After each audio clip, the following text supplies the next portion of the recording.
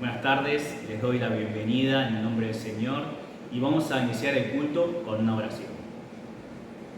Señor, te doy las gracias por darnos este tiempo, por permitirnos estar delante de tu presencia. En este momento queremos compartir la palabra de Ruth.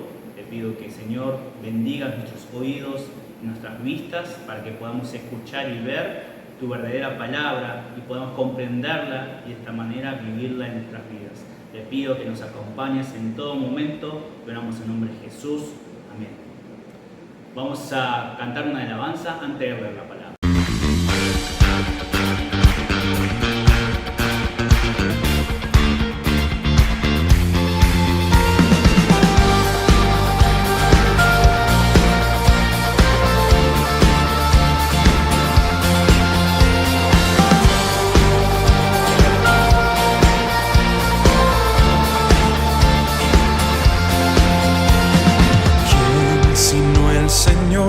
Las estrellas creó y su luz limitó.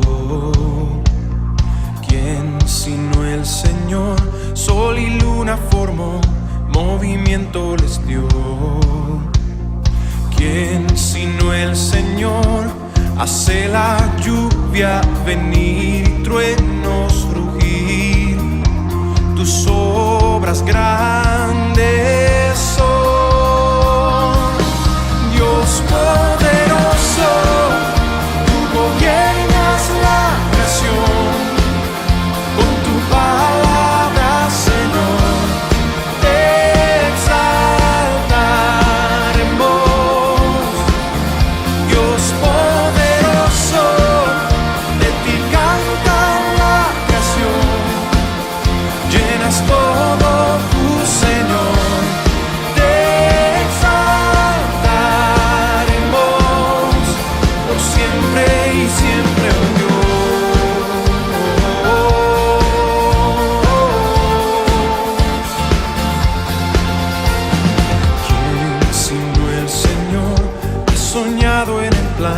Para el hombre salvar.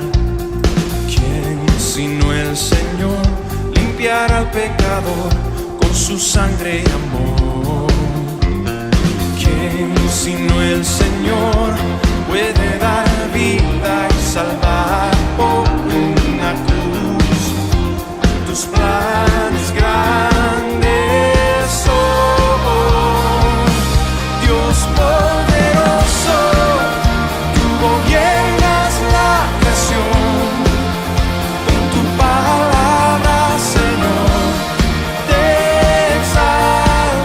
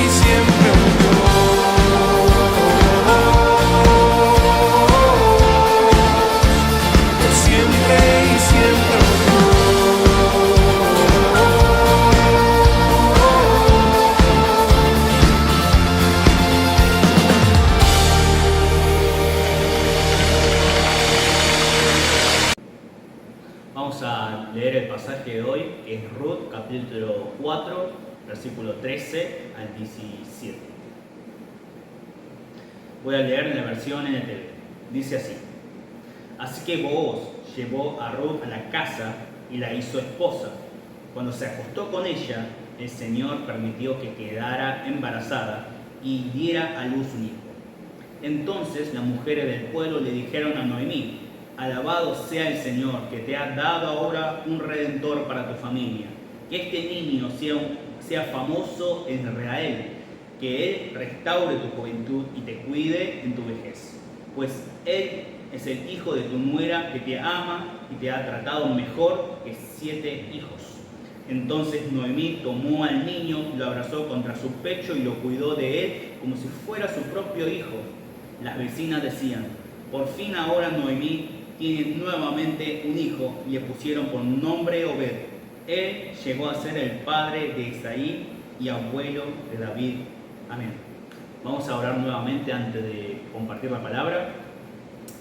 Señor, hoy vamos a compartir esta palabra de Ruth. Vamos a ver cómo tú has restaurado la vida de Noemí, a pesar de que ella era incapaz de ver la realidad que venía de ti, Señor. Así de tercos somos, así de ciegos somos nosotros, pero tu palabra nos abre la mente, tu palabra nos abre el corazón para que podamos ver qué es lo que tú haces en nuestras vidas y el plan hermoso que tú has preparado para nosotros. Queremos ver el poder del Evangelio a través de este libro. Te pido que nos acompañes y que, Señor, tengamos un corazón humilde ante todo para escucharte. Oramos en nombre de Jesús. Amén. Justo ayer con mi esposa fuimos a ver la película Ant-Man. Tranquilos que no voy a hacer ningún tipo de spoiler. Pero lo que siempre termino pensando mirando las películas de Marvel es la siguiente pregunta: ¿existen más realidades de las que nosotros conocemos? Porque las últimas películas de Marvel están hablando mucho con el tema del multiverso, ¿no? Son realidades paralelas y dicen que existen realidades similares a la nuestra. Y yo creo que preguntarnos si existen realidades, otras realidades de las que no conocemos, creo que es una buena pregunta para los cristianos. No sé si alguna vez pudieron escuchar el mito de la caverna de Platón. Se trata de que algunas personas nacen encadenados dentro de una cueva y nunca logran salir de allí. Pero lo que sí tiene esta cueva es una entrada donde tiene un fogón, ¿no? Entonces las cosas que van pasando por fuera, reflejado por el fuego, se ve como las paredes de la cueva como una sombra. Entonces las personas que están atados y viven adentro de la cueva ven estas sombras y creen que eso es la realidad. Hasta que un hombre logra de alguna manera desatar las cadenas que lo ataban y sale al exterior, y en vez de ver las sombras empieza a ver la realidad, las verdades, ¿no? Y Platón explicaba esto para decir que la realidad que nosotros vemos es una realidad de sentidos. Podemos sentir, podemos ver, podemos tocar, podemos oler, escuchar, ¿no? Pero que eso era, al fin y al cabo, un mundo de sombras. Por otro lado, había otro mundo que era fuera de las cuevas, digamos, que es el mundo de las ideas, el mundo de las cosas verdaderas, ¿no? Y yo creo que esta mitología que usa Platón es muy útil para los cristianos, para explicar la vida que nosotros vivimos. Los cristianos somos personas que viven el mundo material, pero entendemos que lo que rige el mundo material es el mundo celestial. Dios es soberano de este mundo. Pero también somos personas que anhelamos que venga el mundo de Dios, el reino de Dios, pero a la vez en el presente gozamos del reino de Dios en nuestras vidas, ¿no? Pero cada vez que voy tomando edad y enfrentándome a nuevas situaciones en mi vida, la responsabilidad de este mundo me va empezando más. Y cuando empiezo a tener más cargas y más cargas, cada vez me es más difícil de ver la realidad de Dios, ¿no? Ver a Dios. Y esto lo siento en carne propia. Yo antes de casarme, yo era el menor de la familia y la verdad que nunca tuve que preocuparme de los alquileres o de los pagos que necesitaban hacer mis papás, sino que con tal de tener mi gasto semanal yo estaba conforme y con eso estaba bien. hasta que ahora estoy casado, soy esposo y estamos a punto de tener una hija en pocos meses con mi esposa. Ya las preocupaciones económicas me pesan y me persiguen a todos lados, ¿no? Pero uno en esa lucha trata de ver a Dios. Si vemos la historia, la introducción de la historia de Noemí, Noemí estaba pasando por algo parecido. Ellos dicen, bien, si leemos en el capítulo 1, la familia de Noemí se va de Belén, que era su tierra natal, a Moab. ¿Por qué se van? Porque dice el capítulo 1 que había sequía en la tierra de Belén. Entonces, de alguna manera, ellos van en búsqueda del agua a Moab. Porque en ese momento todos vivían de la agricultura, y si no había agua, no había agricultura, y si no había agricultura, no había alimentos, y eso ponía en riesgo la vida y la supervivencia de la familia. Entonces, ellos vieron sus realidades, y lo primero que pensaron es: necesitamos agua. Entonces se fueron a Moab. Pero sin embargo, Belén era la tierra prometida de Dios, ¿no? Y Dios prometió a su pueblo que Él se haría cargo de su supervivencia en ese lugar. Pero ellos no lograron confiar en Dios, o mejor dicho, en su realidad, Dios no era real. Y Noemí, estando en la tierra de Moab, se le muere el esposo y sus 2 hijos. Y Noemí queda sola con sus 2 nueras, que se llaman Orfa y Ruth, ¿no? Que es de alguna manera también la protagonista del libro. ¿Cómo podríamos comprender el corazón de una viuda que incluso perdió a sus 2 hijos? Y no solamente ella tenía que hacer cargo del dolor de la muerte, sino que su situación económica estaba en ruinas, porque en esa época una mujer que quedaba viuda sin herederos, había muy pocas cosas que podía hacer para ganar dinero, para subsistir, ¿no? Entonces Noemí, en toda esa situación catastrófica, echa la culpa a Dios. Y dice en el capítulo 1:13, dice lo siguiente: la situación es mucho más amarga para mí que para ustedes, porque el Señor mismo me ha levantado su puño contra mí. Esto es lo que le dice a sus nueras. Pero en medio de esa situación desesperante, de desesperación, ella escucha que Dios vino a visitar a su pueblo para darles pan, o sea, en Belén, ¿no? Y cuando en hebreo usa esta palabra visitar, se usa en 2 situaciones. Primera situación es cuando el pastor va a buscar a sus ovejas, a ver qué necesitan las ovejas y a cuidarlas. La segunda situación es cuando el médico va a buscar al enfermo a su casa. Cualquiera fuera el significado que se utilizó en este pasaje, Noemí escucha de alguna manera una esperanza, una luz de esperanza en la situación desesperante que ella estaba viviendo. Entonces, junto a Ruth, se vuelven a Belén. Y para los que conocen la historia, cuando ella toma el camino de la vuelta a Belén, allí empieza a comenzar la restauración de Dios, la vida de Noemí y también de Ruth. ¿Quién aparece en Belén? Un hombre llamado Booz, que era pariente de Elimelech, que era el esposo de Noemí. Por medio de él vemos que la vida de Noemí se va restaurando. ¿Cómo es restaurado? Para los que no conocen el libro, los animo a que puedan leer el libro de Ruth, que son 4 capítulos muy cortos, y van a poder ver cómo Dios restaura la vida de las personas que van a busca de su ayuda, que se vuelven a Él. Y para los que ya lo leyeron, creo que no hace falta que les explique los detalles, ¿no? Volviendo a la historia, cuando Noemí se le mueren los hombres de la familia, dice en Ruth, capítulo 1, versículos 9 al 13, dice así: ¿por qué habrían de continuar conmigo? Esto le dice a sus nueras. ¿Acaso puedo tener más hijos que crezcan y sean sus esposos?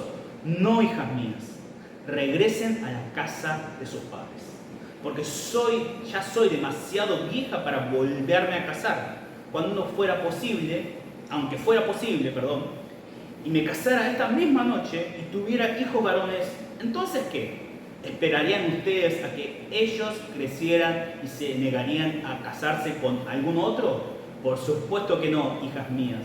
Si la situación es mucho más amarga para mí que para ustedes, porque el Señor mismo ha levantado el puño contra mí. Acá vemos que Noemí perdió todo tipo de esperanza. En esta situación desesperante, de desesperación, Noemí no logra ver a Dios. Para ella solamente Dios era la causa del desastre de su familia. A pesar de que la familia se había ido de la tierra prometida a Moab, en ninguna parte del libro asegura que Dios haya matado a los hombres de la familia, pero sin embargo Noemí culpa a Dios de todo esto. Pero lo que sí la Biblia nos dice, por medio de la confesión de los testigos, es que Dios restauró la vida de Noemí. Es uno de los pasajes que leímos antes, dice, capítulo 4:14. Entonces las mujeres del pueblo le dijeron a Noemí: alabada sea el Señor, que te ha dado ahora un redentor para tu familia, que este niño sea famoso en Israel. Muchos teólogos concuerdan en entender que Booz es de alguna manera una figura simbólica de Jesús. No que Booz sea Jesús, sino que lo que Booz hizo con la familia de Noemí es de alguna manera algo simbólico de lo que Jesús hizo con nosotros. Él no tenía por qué ayudar a Ruth y a Noemí, pero sin embargo, con un corazón bondadoso, se hace cargo de la situación de dolor de la familia. Así como Jesús no tenía por qué morir para nosotros, pero por amor dejó su ser Dios, vino como hombre y se entregó a la cruz. La familia de Noemí, si no hubiese sido por la ayuda que recibió de Booz, habrían vivido probablemente una vida muy miserable y su sobrevivencia iba a estar cuestionada todo el tiempo. Pero de alguna manera, por medio de él, su vida queda garantizada. Y esto es lo mismo, y Jesús hace lo mismo con nosotros. Jesús nos regaló a nosotros la vida y quitó de nosotros la muerte. Y cuando vivimos en él, vivimos para siempre con él. Cada vez que voy envejeciendo de a poco, o no sé si de a mucho, no sé si me hago notar mucho, me doy cuenta que la vida no es fácil, ¿no? La dificultad no siempre es económica, también puede ser por las personas, por cuestiones de salud, accidentes y muchísimas cosas más. Pero lo que creo que los cristianos nunca debemos olvidar es ver nuestra verdadera realidad. No la realidad terrenal, sino nuestra verdadera realidad en Dios. Para Noemí, su vida ya había terminado. Ella pidió a otras personas, cuando ella vuelve a Belén, le pide a otras personas que la llamen Mara, porque su vida terminó siendo amarga. Pero sin embargo, Dios tenía preparado todo un plan de restauración para ella. ¿Cuál era la verdadera realidad de Noemí? Que su vida sería restaurada por medio de Ruth y Booz. Incluso si nosotros entendemos un poco, conocemos un poco la historia, su nieto se llama Obed y esta persona llega a ser el abuelo de David. De alguna manera, Noemí y Ruth, por toda esta restauración que pasan por Booz, entran en la dinastía de Jesucristo. Queridos hermanos, yo creo que hay dos maneras de ver nuestra verdadera realidad. Primera es abriendo la Biblia. Por medio de la palabra de Dios podemos entender el Evangelio a Jesús, y cuando entendemos el Evangelio de Jesús, entendemos qué es lo que Dios está haciendo por nosotros y va a hacer por nosotros. La otra manera es cerrando los ojos, hablándole a Dios y escuchando a Dios. Cuando escuchamos su voz, podemos entender su corazón de amor hacia nosotros, así como Dios amó a Noemí y la restauró. Y cuando escuchamos la voz de Dios, podemos entender su voluntad. Y de ahí vamos a poder ver nuestra verdadera realidad espiritual. Hoy les animo a preguntar esto: ¿cuál es nuestra verdadera realidad? Espero que así podamos ver a Jesús que está restaurando nuestras vidas hoy. Vamos a orar. Señor, te doy las gracias porque así como vos apareció en la vida de Ruth y de Noemí, tú nos has aparecido hace 2000 años atrás para tomar ese lugar que no debías por qué tomarlo. Pero tomaste ese lugar, y si hoy confesamos que tú eres nuestro Señor y obedecemos a tu palabra, Señor, tú restauras completamente nuestra vida, Señor.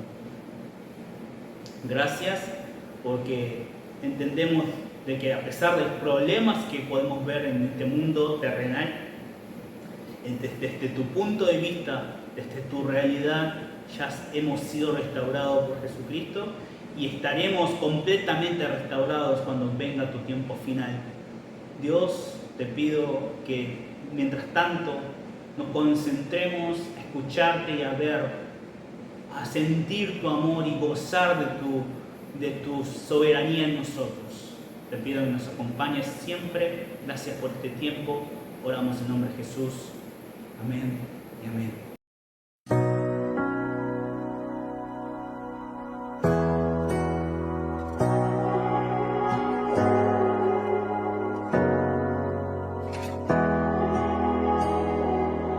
Al mirarte, lo que hiciste por mí, ya no hay duda, bueno eres tú. Tú te diste en la cruz al morir, sin medida, bueno eres tú.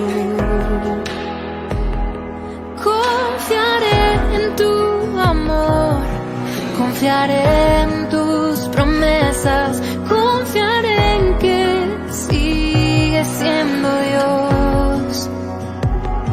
Sé que en mi debilidad tu poder se manifiesta, confiaré en ti, Señor. Ya vacía esa tumba está, has vencido, bueno eres tú. Y en el trono,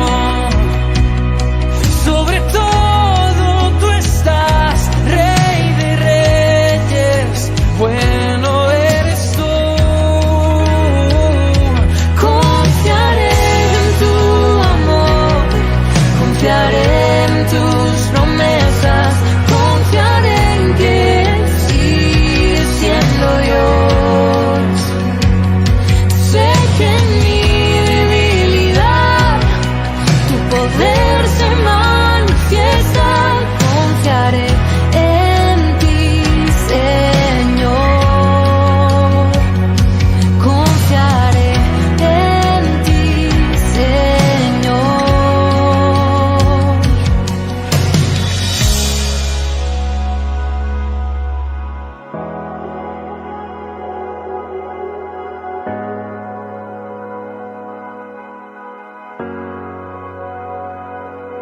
Solo en tu verdad puedo descansar. Yo sé que tú eres Señor. Y en mi caminar puedo descansar. Yo sé que tú eres Señor. Solo en tu verdad puedo descansar. Yo sé que tú eres Señor. Y en mi caminar puedo descansar. Yo sé que tú eres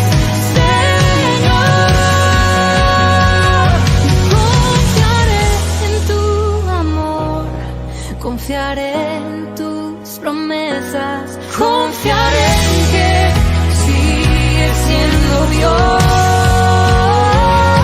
Sé que en mi debilidad tu poder se manifiesta.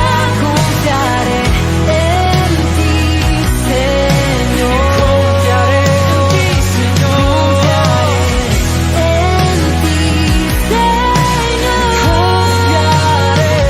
Confiaré en ti, Señor.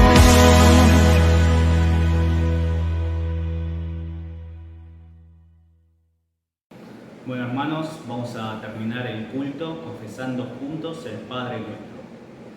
Padre nuestro que estás en los cielos, santificado sea tu nombre, venga a nosotros tu reino, hágase tu voluntad como en el cielo, así como en la tierra. Danos el pan de hoy y perdónanos nuestras deudas, así como nosotros perdonamos a nuestros deudores. Y no nos metas en tentación, mas líbranos del mal. Porque tuyo es el reino, el poder y la gloria por los siglos, los siglos. Amén.